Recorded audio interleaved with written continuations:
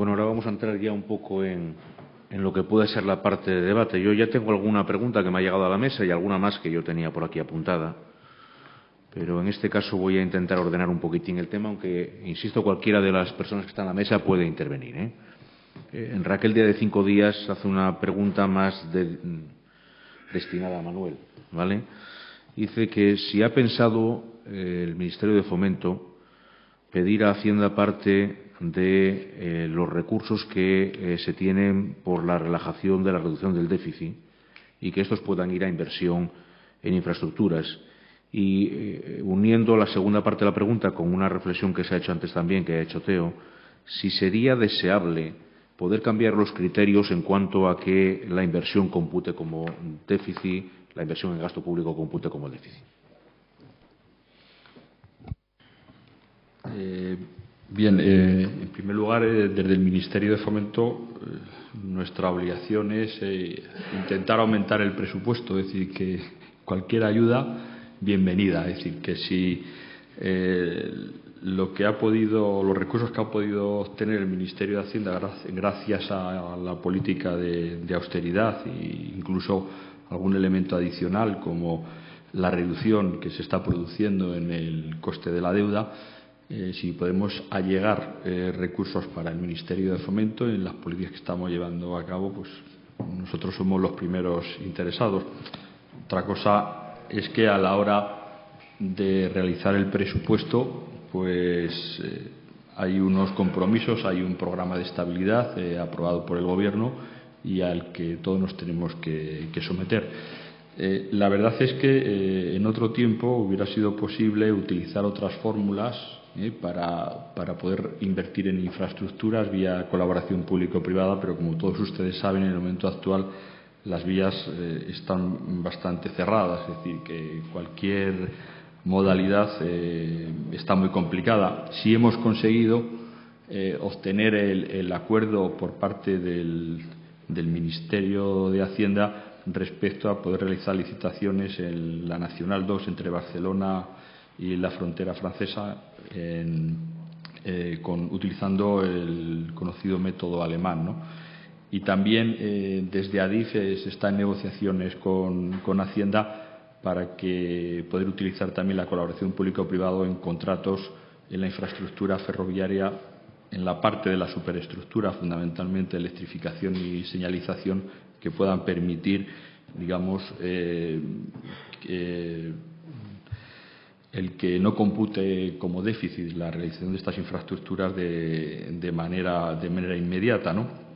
El que no compute como déficit de las inversiones, también lo ha indicado el representante de UGT, bueno, es una forma de contabilidad. La contabilidad no es únicamente algo que dependa de España, sino que estamos dentro del ámbito de la Unión Europea y si eso fuese posible, pues igual era una forma de resolver los problemas que tenemos a la hora de invertir y que la inversión que realizamos compute como déficit, ¿no?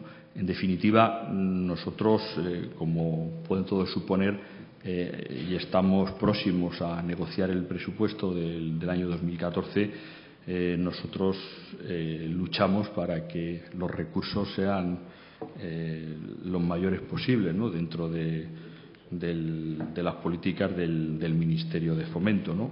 Igual que seguimos luchando para que poder pagar las deudas que todavía tenemos, ¿no?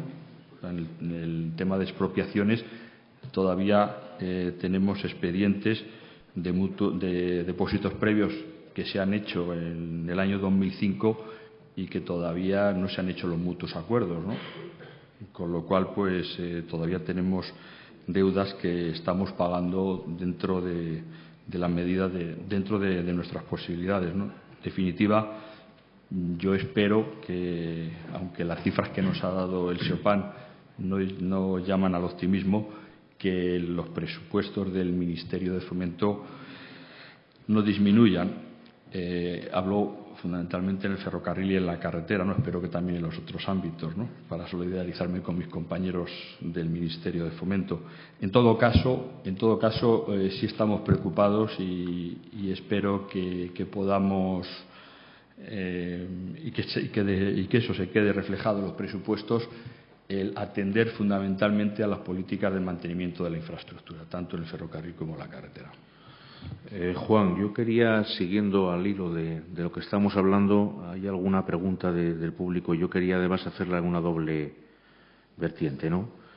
¿Por qué no podemos utilizar más o en qué medida sería deseable que los fondos que hay en la Unión Europea pudiesen servir para los desarrollos en infraestructuras y luego, como viene representando una comunidad autónoma también, aunque no es solo un problema de comunidades autónomas, esa fiebre a veces de hacer infraestructuras que no tienen ninguna viabilidad, ¿cómo se podía parar? Es decir, ¿cómo podemos optimizar las inversiones en aquello que de verdad sirva para el país, para los ciudadanos, y no generar infraestructuras que no tienen ningún sentido?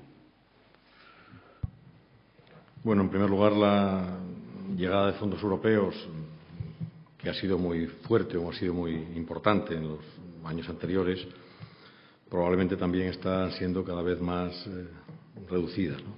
Con independencia de esto, estamos también en las cuantías, fondos de cohesión y todos los fondos que han servido para financiar las grandes infraestructuras, las infraestructuras anteriores. Y ahora todavía estamos en uno de los proyectos que he hecho mención antes, como es la estación intermodal ferroviaria para la Zalia, para la nueva Zalia. Sí que tenemos el proyecto en este momento, la redacción de estudio informativo y el proyecto previsto para su cofinanciación un 50%. Por lo tanto, sí que hay, así como estamos justificando y explicando todavía hoy proyectos que están en marcha, que han sido financiados con anterioridad y en ejecución por este método. En cuanto a la segunda parte o la cuestión sobre grandes infraestructuras que se hayan hecho, no tan grandes, cuya viabilidad haya sido dudosa, hombre, todo corresponde, en primer lugar, a una planificación, que probablemente también se hayan incluido otras que se hayan también redimensionado o hecho de nuevo sin estar en esa planificación. El hecho más reciente de que haya sido esos accesos a la Zalia a los que me he hecho mención antes para dar comunicación a la plataforma, habiendo sido previstos con una financiación diferida con anterioridad a 15 años, es decir, un método alemán para que nos entendamos, y habiendo sido puestas en planificación y en proyecto y en licitación las tres, porque ha sido suprimida una, y que estas tres tuviesen doble calzada, pues, hombre, yo creo que la viabilidad pasa porque el dimensionamiento y la adecuación progresiva pasa porque se haga una primera calzada, como en este momento estamos planteando, y en una previsión de programación puedan aumentar el desarrollo de las mismas en su alta o mayor capacidad. Todo se pone de ejemplo hoy y quien quiere denostar lo que ha hecho el sector y facilitando, facultando obras en algunas administraciones que hoy están sin uso o están con mal uso. Ha habido ejemplos de peajes en la sombra que tienen un bajo nivel de usuarios, porque la crisis económica también ha afectado para esto. Pero bueno, se ponen los grandes ejemplos de las obras no inauguradas o inauguradas y no puestas en servicio, etcétera. Probablemente, cuando hablamos de carreteras e infraestructuras, también me refería al plan de infraestructuras que nosotros planteamos. Cuando hablábamos de la racionalización, no es necesariamente reducción, sino que no planifiquemos obras terrestres, de infraestructuras terrestres en distintos modos de transporte que tengan que ver entre sí una contradicción o una incompatibilidad, tanto en el trazado, que tengan que ver una intervención territorial sobre su impacto, sobre su efecto sobre el territorio, y a la vez también hablo de nuevas obras o de nuevas infraestructuras y que tengan que ver, en este caso, con el desplazamiento o la movilidad de personas. Hombre, todo esto creo que, en cualquier caso, alguna reflexión debe hacerse, y para eso también los métodos de planificación están, para que se puedan enmarcar dentro de un plan, y yo creo que la planificación es buena para prever que, en todo caso, haya mecanismos correctores y sin desatender o sin mirar atrás en cuanto a lo que se ha hecho necesariamente con un ánimo más o menos de crítica o de cuestionamiento, gobierne quien gobierne, si el que está en una administración o acaba de llegar a un gobierno o acaba de salir otro que además tenía distinto signo político. Los planes generalmente son muy a largo plazo, tienen una previsión de ejecución que luego los presupuestos van siempre muy por detrás o bastante por detrás de esa planificación, y el grado de ejecución a veces difiere en el tiempo o difiere, es decir, está diferido en el tiempo o retrasado en aquellos grados de ejecución que se habían previsto hacer con anterioridad, ¿no? Tenía el ejemplo antes en mi intervención, algunos casos en que estamos ahora concluyendo, pues porque además faltan los recursos que inicialmente se había previsto en aquel dato que di, que en el año 2009 tuvo el techo no el techo, sino el punto más alto de inversión en infraestructuras en el Principado de Asturias, en carreteras, particularmente en carreteras, y que hoy ha caído considerablemente, pero por una situación extraordinaria que habían tenido aquellos programas de infraestructuras para la reconversión de las comarcas mineras, que había permitido una inyección extraordinaria de fondos que no es la normal o la que va a venir siendo normal o la que había sido con anterioridad de estos programas. Gracias, Juan.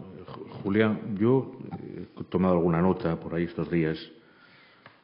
Juan Lazcano, presidente de la CNC, el 12 de febrero de este año, decía que tenía la sensación de que este gobierno había abandonado la construcción a su suerte y que ésta se encaminaba, como decía antes Teo, hacia el abismo, ¿no? Has hecho antes una reflexión que me parece interesante, pero que quería saber cómo se podía matizar sobre la posibilidad de adelantar, de adquirir un compromiso, de adelantar cartera de pedidos, que eso además podía tener un impacto muy importante en el empleo. Pero ¿se ha hecho algo? ¿Este gobierno habéis hablado con él? ¿Cómo se podría poner eso en práctica? Ese ejemplo que he puesto en realidad es un ejemplo, o sea, no es la raíz del problema. Es decir, ahora respondo de todas formas, el primer problema es ¿qué tiene que invertir España? Es decir, cuando decimos que está todo hecho aquí, yo tengo familia en Alemania, conozco muy bien Alemania. En Alemania está más hecho que aquí, pero invierten más que nosotros. En Francia está más hecho que aquí, pero invierten más que nosotros. En Italia está más hecho que aquí, ¿o no? Ahí tengo dudas. Probablemente la red de carreteras de Italia no tiene nada que ver con la nuestra, gracias a Dios. ¿Qué es lo que tiene que tener España como inversión? Lo que no puede utilizarse es que se ha hecho, y todos los que estamos en este sector, oye, pues han sacrificado lo primero que había que sacrificar, y lo más fácil, y lo que no protesta, y lo que no quita votos, que es la inversión pública. Y yo entiendo que el Gobierno, con la herencia que ha tenido, que es terriblemente compleja, y herencia además a la que no se le ha querido dar mucha publicidad porque iría en contra de los intereses de nuestra nación, se lo ha tenido que tragar. Bueno, ya hemos pasado la primera fase de ajuste durísimo de 3 años con la inversión pública que se come el 55%. Hombre, tenemos que tener otros 4 más, y estando invirtiendo 13.000 millones de euros, licitando 4.000 millones de euros cuando venimos de cifras de 30.000, 25.000, de golpe y porrazo en 4 años. Yo creo que lo importante es saber cuál es el nivel de inversión que tiene que tener España. Y queda muchísimo por hacer. Pero queda muchísimo en las ciudades, que quizá no son competencia del Estado. Es decir, yo cuando uno va de viaje por nuestro país, el otro día me fui de viaje, la M40 saturada a las 7 de la tarde, la Nacional 6 saturada a las 3 de la tarde. Se va uno a cualquier gran ciudad de este país, que no quiero decir nombres, y hay muchas cosas que hacer. Probablemente no en el ámbito de decisión de la Administración General del Estado, que sí ha hecho muchísimo, ¿no? Pero en otros ámbitos queda mucho. Y eso conlleva al final a tener una reflexión y que alguien ponga en valor todas estas cuestiones pendientes y sepa capaz de defender el nivel de inversión que tiene España. Lo de contraer el presupuesto es una medida, vamos a llamarlo como una especie de plan E consentido. Es decir, bueno, mire usted, es que el nivel de actividad que estamos teniendo pues está en unos niveles, yo no sé qué van a hacer las empresas si esto sigue así dentro de 4 años. Esto ya no es que sea una delegación, no va a existir, ¿no? Y es una medida rápida y eficiente para poder devolver actividad a nuestro sector. Evidentemente pasa por el apoyo, la aprobación de Hacienda, que evidentemente va a decir que no, porque claro, es incrementar el déficit respecto a lo previsto. Yo ahí me alineo un poco con lo que decía Teo, ¿no? La posibilidad de que las infraestructuras de interés general o determinado conjunto de infraestructuras pudieran considerarse por la Comisión Europea como déficit, que lo va a ser siempre, pero como un déficit fuera del cómputo del déficit estructural, como se ha hecho con la banca, pues podría ser bueno. A mí me consta que eso se evalúa en el Gobierno. Lo que quizás ocurre es que no creo que estén las cosas ahora como para poder sacar esa propuesta. Estoy convencido, lo sé, el Gobierno ha barajado esa opción y esperemos que a lo mejor en el mes de octubre, cuando pase algo que tiene que pasar, pues igual pueda reconducirse ese tema y nos dé una alegría, ¿no? Teo, una cuestión que todos intervinientes en esta materia, la gente especializada, todos coinciden en que más o menos por cada millón de inversión en infraestructuras se crearían entre 18 y 30 puestos de trabajo, depende un poco el parámetro, y además con un importante retorno fiscal, porque además eso supondría creación de empleo, por lo tanto menos subsidios, menos prestaciones sociales. ¿Cuál es la política o la demanda que desde una organización como MCUGT se puede hacer en este campo y las alternativas que se pueden plantear? Bueno, yo creo que cuando hablamos de las grandes cifras de lo que se puede hacer o los empleos que se pueden crear, pues es que esos, digo yo que estaremos hablando a un medio plazo. Desde el primer día no se crean 300.000 empleos. Lo que sí se cambia es la cuestión psicológica de que estamos enterrados boca abajo y estamos escarbando boca abajo y, por lo tanto, cada día estamos más metidos en el hoyo. Por lo tanto, lo que se trata es de cambiar un poco la situación. Es decir, vamos a ver si somos capaces de empezar a crear un poco de actividad que permita ir generando empleo y que permite psicológicamente ir cambiando el estado de la cuestión, que es absolutamente impresentable. Y, por lo tanto, es decir, a poco que nosotros estemos hablando, en el sindicato hemos hablado de cifras, o sea que cuando hablamos de una rehabilitación de 200.000 viviendas al año, pues estamos hablando de muchísimo empleo. ¿Pero qué son? ¿300, 400.000? Pues es que si fueran 300.000 empleos que se mantienen a lo largo de los años, es que estamos hablando de una situación absolutamente increíble para lo que tenemos en estos momentos y, sobre todo, porque no hay otro sector donde se pueda crear empleo con carácter inmediato que no sea en el tema de infraestructuras y en el tema de la rehabilitación. Y luego me vas a permitir simplemente que haga un comentario con respecto a las herencias, porque las herencias, uno coge las herencias, las buenas y las malas, o renuncia a la herencia, y si renuncia a la herencia, renuncia a las elecciones. Porque aquí lo que no se puede coger solamente los votos para luego hacer otra cosa. La herencia es la herencia. Y yo quiero recordar, porque hubo un ministro que llegó en el año 1982 al gobierno y que se llamaba el ministerio entonces era de Obras Públicas, el amigo Julián Campo, que tenía que dedicar el 70% del presupuesto del ministerio a pagar el seguro de cambio de las autopistas. Quiero recordar la autopista vasco-aragonesa, la autopista del Atlántico, la terminación de la A7. Pues Julián Campo lo dijo en alguna reunión particular o privada, pero jamás lo dijo. ¿Y qué nos pasamos? Pues 3 años lamentándonos porque entonces había un nivel de la situación del año 1982 como la que había. Pero yo creo que en esta vida uno tiene que coger el toro por los cuernos, se presenta con una alternativa y no puede echar la culpa al empedrado, porque el empedrado está ahí hace mucho tiempo. Y por lo tanto lo que tenemos que ser es consecuentes y coherentes. Y las herencias son buenas, malas, y oye, pues uno ha tenido un padre un poco no sé qué, pues mira chico, heredas lo que te ha dejado, incluso algún problemilla. Pero es que las cosas son así. ¿Por qué vamos a echar la culpa al empedrado siempre de las herencias? Pues es que claro, al final vamos a terminar echando la herencia aquí al que mató a Manolete. Y Manolete ya hace unos años que murió. ¿Hay alguna pregunta de...? Perdón. Sí, Juan. No sé si viene mucho al caso, pero continuando con la reflexión, yo creo que la Confederación Nacional hace unos días, yo leía que pedía un plan de choque por 9.000 millones de euros hace unos días. No fue hace mucho esto. Era así, ¿no?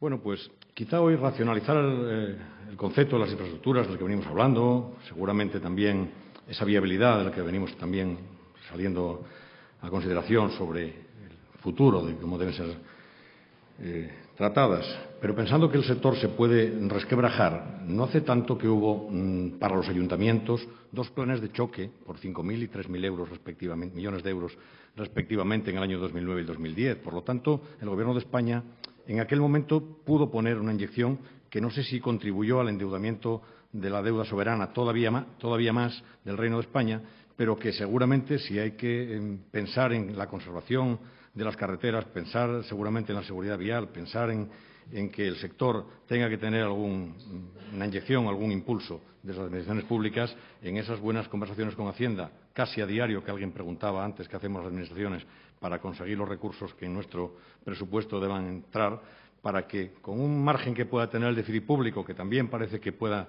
venir por ahí, pero que, en cualquier caso, conceptualmente no son las grandes obras faraónicas, las grandes infraestructuras que no se hacen o que se dejan de hacer y que, sobre todo, se hacen y no se usan, ¿no? Yo creo que eso sirve para que reflexionemos, porque no hace tanto que el Gobierno de España introdujo un plan de choque llamado así. Por cierto, en Asturias también se añadió otro plan A de aquella, había planes C para los ayuntamientos y un plan A para los ayuntamientos también, y sirvió para impulsar la actividad económica, como no, de este sector, y supongo que en mi concejo, de aquella yo era alcalde, pues también algunas traídas de aguas que pueblos no tenían empezaron a tenerla, ¿no? Entonces, ¿de qué estamos hablando, ¿no? Si hablamos de esto, pues hablamos de esto, y en un foro como este, un marco como este, donde conviene que introduzcamos en las medidas que tenga que ser posible, con la austeridad, con los recortes, con la contención del gasto público, etcétera, pero para dedicarle lo que este sector necesita, ya no digo lo que merece, porque probablemente también tenga que ser así, pero lo que necesita para poder sacar la cabeza del agua en una situación que, si no, se va a hundir más. Quiero hacer una pregunta a Manuel ahora, porque hay algunas reflexiones de los asistentes sobre, fundamentalmente, el tema autopistas, el tema de radiales, el mantenimiento de estas obras, los peajes en la sombra, y luego coinciden varios en el tema del ferrocarril, que sé que has estado siempre bastante vinculado también a este tema, y hay una cuestión aquí que habla la gente, es decir, estamos hablando de las grandes obras de la alta velocidad, pero quizá hay una reflexión en cuanto al ferrocarril de media distancia, a la velocidad alta, es decir, que eso además facilitaría la movilidad de los ciudadanos, la interconexión del mundo rural con el mundo urbano. Es decir, que el Ministerio, ¿qué idea puede tener sobre estas cuestiones? Sobre el tema de las autopistas de peaje y el problema de las radiales, como habrán visto por la prensa, porque lo deseable hubiera sido que se hubiera presentado la solución pues cuando realmente estuviera acordada con todos los agentes involucrados. Pero bueno, como eso, quiero decir, tenemos lo que tenemos, pues los pasos intermedios, pues de una manera u otra se han ido anunciando. El Ministerio está preocupado sobre todo porque alguna de ellas, que ya está en concurso de acreedores, puede entrar próximamente en la fase de liquidación, y el Ministerio está interesado en que se pueda dar una solución. La verdad es que es un problema que tenemos. Yo creo que cuando uno hace el diagnóstico de lo que uno tiene, yo creo que tiene una función pedagógica importante para no cometer los errores o para que en un futuro no ocurra. Yo, que estaba alejado del mundo de las autopistas de peaje, porque hasta hace 2 meses me he estado dedicando durante 15 años al ferrocarril, pero me ha sorprendido muchísimo que en el volumen tan importante y que puede ser y que haya contribuido en definitiva también a la situación de las radiales, el importe tan elevado del coste de las expropiaciones, que en una estimación que se hizo en su día de 400 millones, ahora mismo la estimación son 2.300 millones de euros lo que hay que pagar por las expropiaciones, ¿no? Y bueno, yo creo que se tenía que haber gestionado de otra manera y se tenía que haber planteado la declaración de lesividad a los acuerdos de los jurados de expropiación, independientemente de la constitución de esos jurados de expropiación, que ya se modificó en la última ley de presupuestos, porque creemos que no era adecuada, pero que se tenía que haber declarado la lesividad y haber recurrido vía contenciosa administrativa, ¿no? Yo personalmente eso fue lo que hice en el año 2002 en la variante ferroviaria de Burgos, y con una estimación que en su momento de las expropiaciones de 0,4 millones de euros, los jurados de expropiación habían estimado 29 millones de euros y al final se han pagado 4. Con lo cual, eso sí, hubo que llevar cerca de 500 expedientes al Consejo de Ministros, lo cual fue una tarea ímproba, ¿no? Como digo, los jurados de expropiación, quiero decir, y las autopistas de peaje, espero que se pueda llegar a una solución en un plazo razonable, y se está trabajando con los interlocutores, con las empresas concesionarias, con el SEOPAN, con los bancos y también con los constructores, ¿no?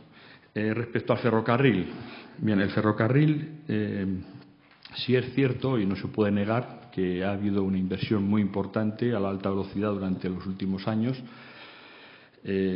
También es cierto que hay ya regiones y comunidades que disponen de ferrocarril y otras no. Por ejemplo, tenemos mi colega asturiano, pues el AVE todavía no llega a Asturias, está pendiente de finalizar la variante de Pajares y la alta velocidad desde Valladolid hasta León. Y bueno, yo creo que hay que seguir culminando este proyecto, ¿no? Y igual que digo Asturias, pues digo el País Vasco o digo Galicia, ¿no? Es decir, que otras comunidades tienen alta velocidad y yo creo que otras comunidades que ahora mismo no la tienen también tienen derecho a tener un ferrocarril de calidad. Sobre la media distancia, yo sí quería decir, el ferrocarril, y esto es una reflexión que yo vengo haciendo durante los últimos años, no sé si comparten ustedes, pero yo tengo el convencimiento de ello, el ferrocarril, digamos, tiene claramente tres ámbitos. Ya no es el modo universal de transporte que fue en los años 50, donde todo el mundo usaba el ferrocarril porque había tan solo en España 1 millón de coches. Hoy es un modo de transporte selectivo y claramente el ferrocarril tiene que cubrir las necesidades de movilidad en las cercanías o lo que son las obligaciones de OSP en el ámbito de las ciudades. Tiene que cubrir el transporte de media y de larga distancia en unas condiciones competitivas, en su caso con el transporte aéreo y también con la carretera. Y luego el ámbito de mercancías, ¿no? Donde quizás el analizar las mercancías es una problemática muchísimo más compleja, ¿no? Porque si uno hace el análisis completo, pues habría que partir de cómo se desplazan las mercancías en el ámbito terrestre, ¿no? La carretera, cómo están imputados los costes en cada uno de los sectores, etcétera, ¿no? Es un ámbito, es decir, eso es un debate muy amplio y tal, pero yo creo que esos tres ámbitos claramente el ferrocarril tiene que estar ahí. Sobre la necesidad de movilidad, y ahora mismo hay un debate